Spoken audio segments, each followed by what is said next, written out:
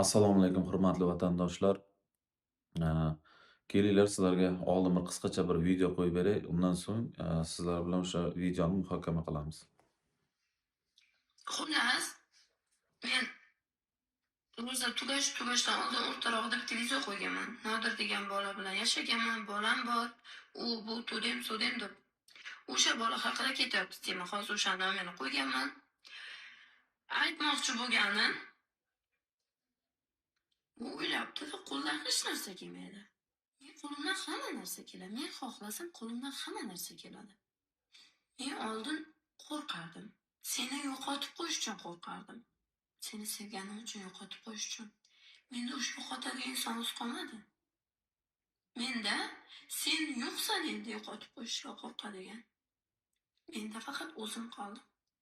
Menda faqat o'zim, sevgim, azoblarim qoldi. Men endi Damir uchun, o'zim uchun kurashib,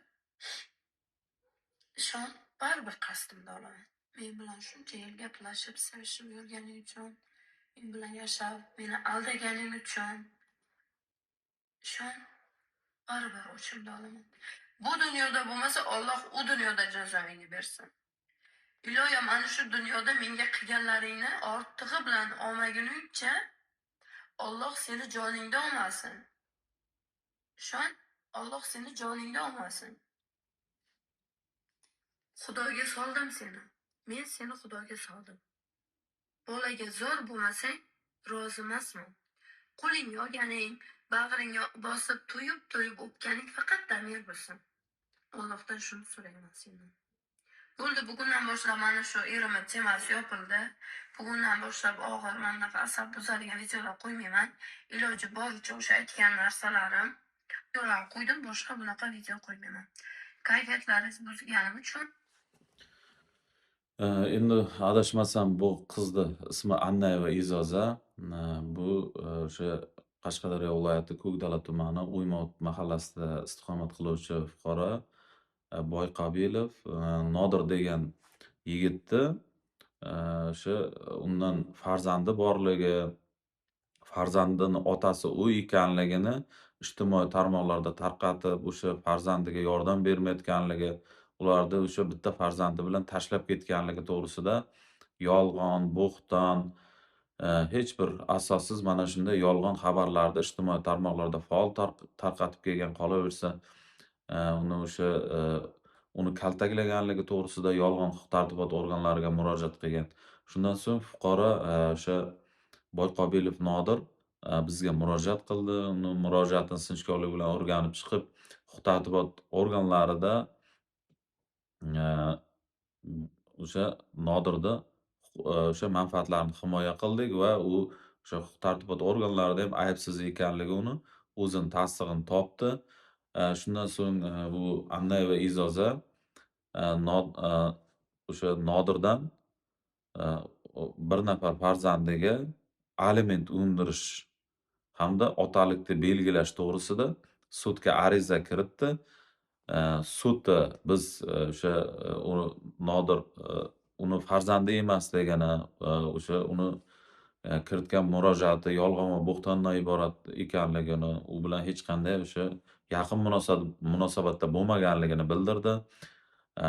Shundan so'ng o'sha Dinka otalikni belgilashda e'tiroz bildirganligi uchun o'sha Dinka tayinlandi va Dinka natijalariga ko'ra o'sha Annayeva Izozani farzandini otasi bo'lib chiqmadi. Mana endi ko'rinib turibdiki, o'sha Annayeva Izozani murojaatlari mazmuni o'sha yolg'on, tuhmatdan iborat bo'lib chiqyapti.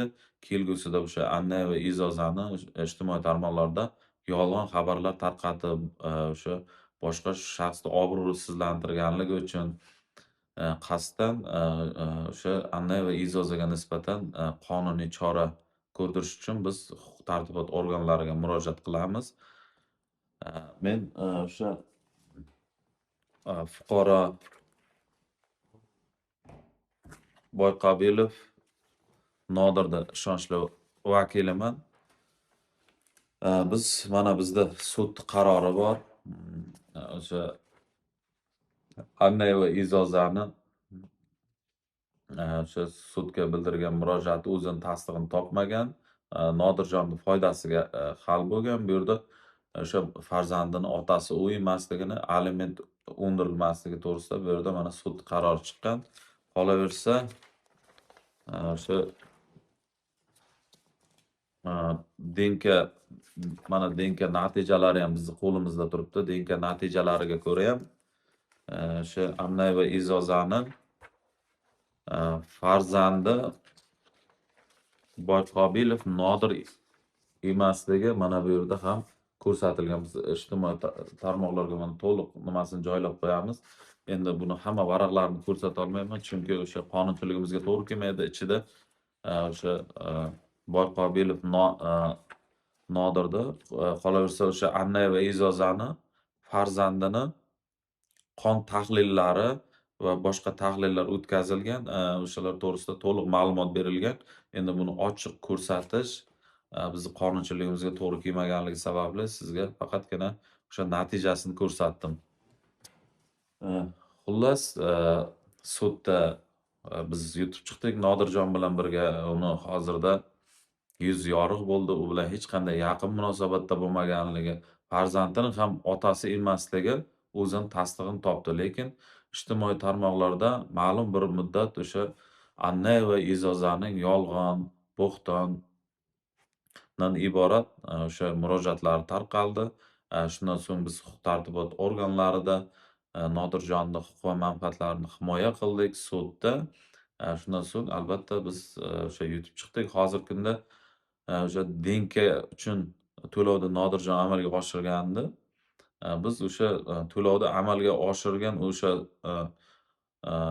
Denka uchun to'lovni amalga oshirgan summani ham suddan Nodirjonni foydasiga undirib berish so'raganmiz va sud o'sha Nodirjonni foydasiga qaror chiqarib berdi.